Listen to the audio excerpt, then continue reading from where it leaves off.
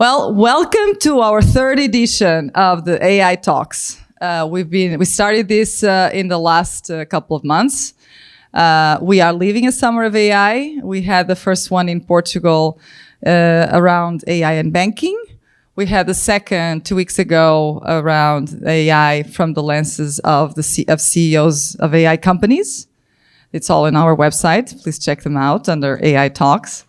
And we're thrilled to have the third one in Rio as a satellite event of the Web Summit, taking advantage of the knowledge and wisdom of a lot of AI speakers that are here in Rio, and taking advantage of this beautiful city. And without further ado, this session is going to be 3 panels tonight. We have a first one around AI and investment, a second one around AI and ethics, and the third one around the wild side of the data inside the data that is powering AI, and those who are starting to do their first steps in the AI journey.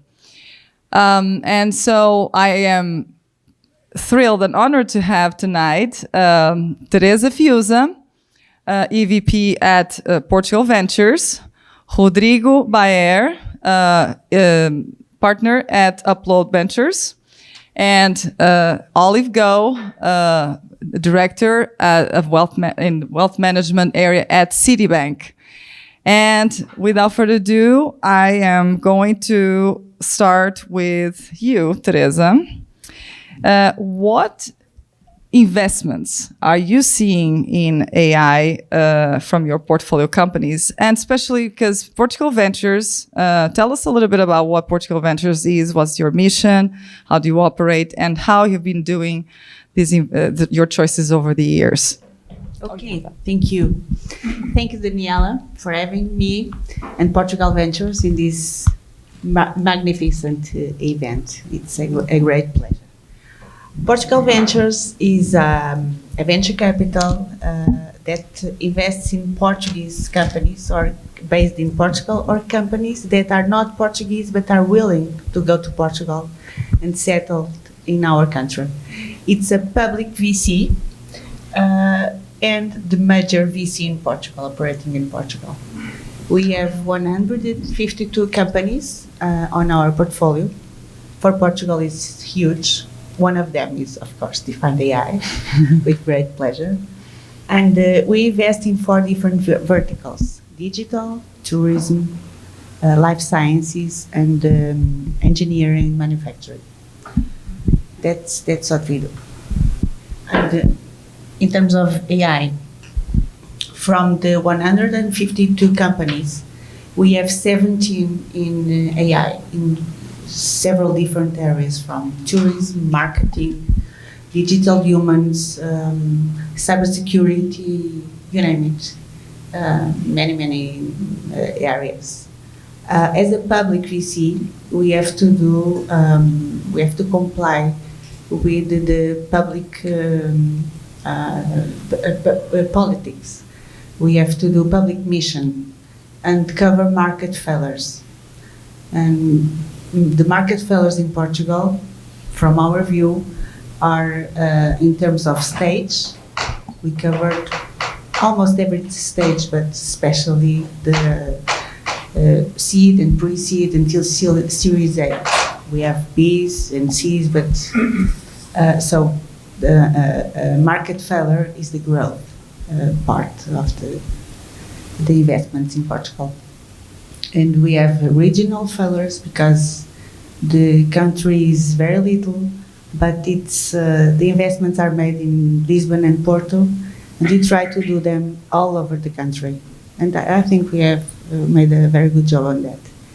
And sectorial failures also.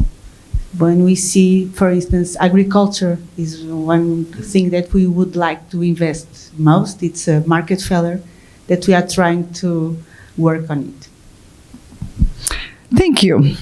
Rodrigo, how is the landscape over here in Latin America? Because you are basically addressing this market. And tell us a little bit about the mission of your fund and what kind of profile of companies you're addressing? Sure. We are a seed Series A fund focused on B2B in LATAM. 80% of the portfolio today is Brazil focused. A lot of SaaS, a lot of fintech, and then 2 B2C companies just to be the exception that proves the rule. But the core is very B2B. And the way we are seeing this, there's very little development of core algorithms coming out of Brazil. You see some training for narrow applications. You see some application of it to improve efficiency. But the core development of AI, it's still, you got some in Minas Gerais, some in Federal de Amazonas, but it's very small and very concentrated. It hasn't spread out yet. And I don't know if it will. There's a lack of funding for general basic research.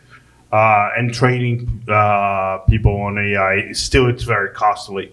So people that know will apply and make money out of it. People that don't will just absorb everybody else's algorithm and try to make productivity gains on top of it. Thank you. Olive, you come from a different angle at Citibank. The Citibank is a bank that is an investment bank, is known more for IPOs and M&As. You take care of wealthy entrepreneurs, wealthy people that are having their more the individual level. How are you seeing them looking at AI as an area of investment? Do you tell us a little bit of the client portfolio and how are they curious? Are they excited? Are still fearful? So what are you seeing? Thank you, Daniela, and thank you for inviting me here. I'm very excited to be here. My name is Olive Goh. I work for Citi Private Bank, and like Daniela said, I manage money for people, but specifically I manage money for people with 25 million US dollars and up. So it's a very specific segment.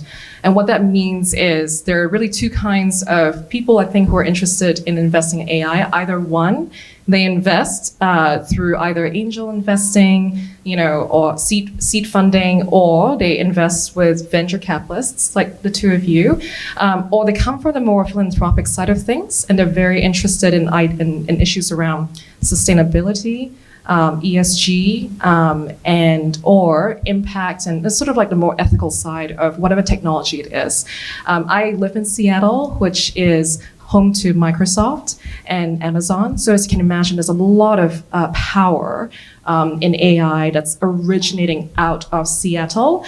And so it's interesting to see my clientele where it's pretty binary. They either know a lot about AI because that's the ecosystem they're in, or they know nothing about it and they're just either scared or just feel like they can't understand it because they're more, their sectors were like retail, for example, and an 80-year-old founder, for example, who, if you say AI to him, he's just not going to want to go there. So, but he invests in it anyway because he knows it's the future. I would say in Seattle, one of the things I observe is people usually think about investing in AI. I would say that the trends, because of what Seattle is, and this is my observation, one, they love to invest in infrastructure. So what Daniela's company is doing, right? The Substack software, what's going on, what's powering applications. Or 2, they like to invest in productivity apps, if you will. What's going to make us more efficient as a society, as a company, so on and so forth. And then the third sector I would say is around sustainability. Yeah, but that's sort of like more on the horizon than it is like a deep investment. That totally makes sense. Rodrigo, I'm going to stay with that. I'm going to invert the order. What advice are you giving to your portfolio companies? And it doesn't have to go in AI or not. Are you giving them any advice on whether they should go in AI because the valuation will look better or not? What are the hot AI topics? Is the new bacon, right? You put it on everything because everybody likes it. And people call an if clause on Excel now AI, right? It's like, fuck no. Sorry, I do curse. No, but there is a big component of it, right? A big problem in Latin America is inefficiency, is lack of productivity. So applying to bureaucratic processes, AI should yield massive gains, which should be applied across all the companies, right? Still figuring out where they are at scale, that the investment to digitalize manual processes are actually worth it. As they scale, definitely that will make a lot more sense. And then we do have AI-specific companies like Birdie, where they're using a bunch of AI to read all the reviews of everywhere from your CRM to your call center to reviews on the internet to actually extract product insights. So different stages of maturity across the portfolio. Everybody should be looking at it and understanding what can be done and how that will affect your business. Some business like call center, right? Or a contact center and the help desk, that's gonna go to shit. Like if you have 95% less tickets that need to be filled by a human, your business simply doesn't exist. You better be reinventing yourself today. So those are the discussions that we're pushing. Some of them are still very far out, right? The large language models kind of work. Still a lot of questions. They don't work for Portuguese. On the quality. But for narrow applications, still we're at least 5 years away of getting things that are reasonably good that we can dedicate decision-making to them. Thank you. Teresa. Portugal just invested about 100 million of resilience and recovery program in 2 consortia in AI. One of that was a consortium led by us, Define AI, that is building precisely conversational AI for B2B and special domains and low digitally resourced languages. Believe it or not, like Portuguese is kind of a low digitally resourced language compared to everything else in terms of the information in the web. But there's been some discussions around having Portugal as a neutral center to hub an AI ecosystem. What do you think about that? I should start by saying that Portugal has made a long ways in the last 10 years. It's been incredible in terms of investment in startups, building the ecosystem. It's been amazing. So Portugal is investing a lot in this kind of economy. So 100 million for us is a lot of money, as you know. But I totally agree that we can have an AI hub in Portugal because we have the means to do so. We have the willing to do so. We have very talented people. We have a good academia. And most of all, we have lots of people, very talented people, willing to go to Portugal. And that have the same vision as we do. So now we have a more mature ecosystem to embrace this kind of project and these people. And people talking about investors and entrepreneurs alike.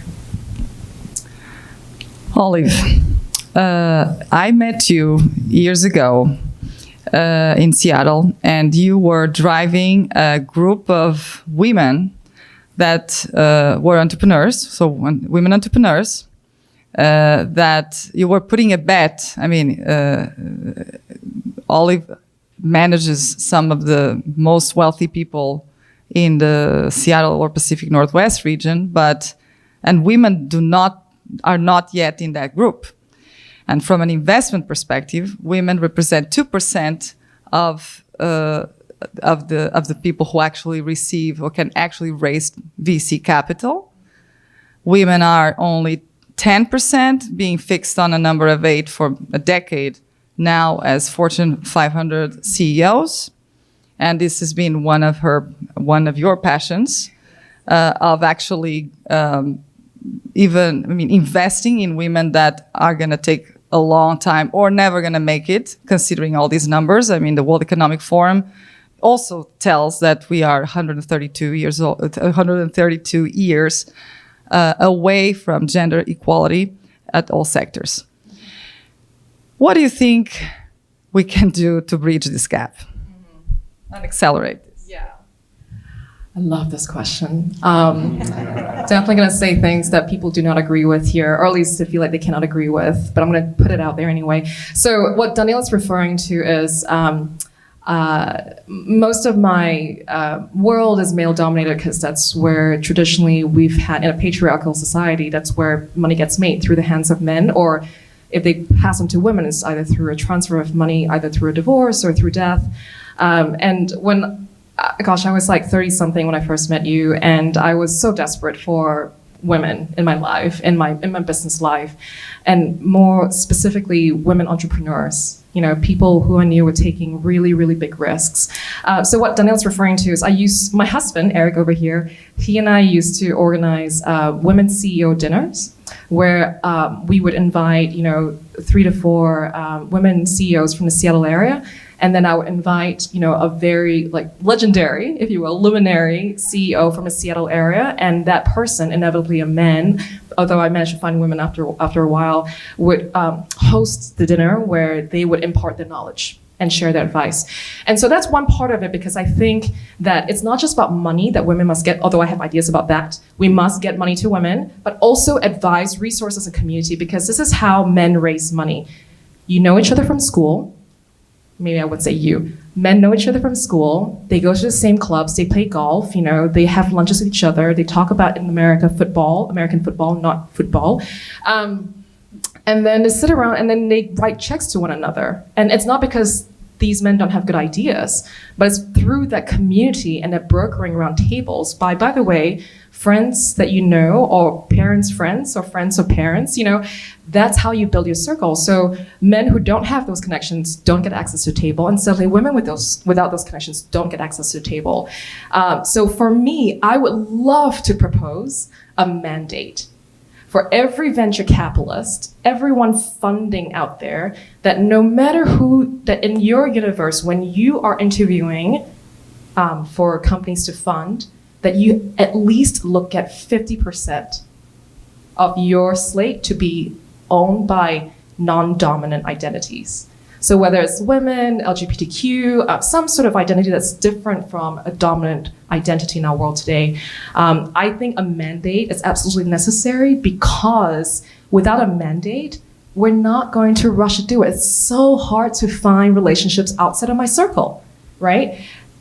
And then we have to hold people accountable, including all of us here, with metrics. What are your outcomes after doing 1 year, 3 years, 5 years of this relationship building work? And then after 5 years, to say, I really can't find any women-owned AI companies to invest in, which I really doubt so, then there's something to talk about. At least we have data, we have evidence. But we have to start with a mandate, because without a mandate, I don't think people are going to want to do it, because it's a lot of hard work to go beyond your circles. So that's my challenge to the room here today, and to the venture capitalists here as well. Rodrigo's like, oh my God, it's hard enough. Well, I'll give you the data. I have a YouTube channel, right? Yeah. It's open on YouTube. Anyone can use it, and it's geared towards VC founders, right? Send me a question and I'll reply in a 3-minute video straight on. 2% of my public's women. And this is an unbiased channel, right? If you look at my portfolio, 14% of the founders are women. So if anything, I'll tell you, there is overrepresentation. There is a problem which starts much earlier, which starts on which schools, who's gonna take care of the kids. Normally men are doing their startups in the 25 to 35 range. Guess what? Most women are having kids at that age. And it's freaking hard. Christina from Nubank, she always tells the story. She was given birth in the maternity when she signed the Series B of Nubank. Not many people are willing to make that trade-off. And that's what it's going to take for you to build a unicorn. So the timing of maternity and doing a startup is hard. And either we can postpone maternity or we can postpone doing a startup. But that's honestly the only way we're going to be able to have more women in the landscape. Or we're not going to have kids. That's also a viable option. But I think I see people trying to deal with the results, and there is no way I can commit to investing 50% women because there is 2% coming down the pipe, and I invest only 0.75% of the companies I look. That means I have to look at 100,000 companies to create. It's just impossible. So we need to address the causes, right? Final thoughts? We are here to talk about AI. I know. And we are going to have this discussion over. With my wife all the time. But I just have to say that the change begins in us women, and mentoring and helping each other to go further in an easier way. I think it's a better way of doing, but returning to AI. Thank you very much to our panelists. That was the first panel of the AI Talks. Thank you. Applause. Round of applause.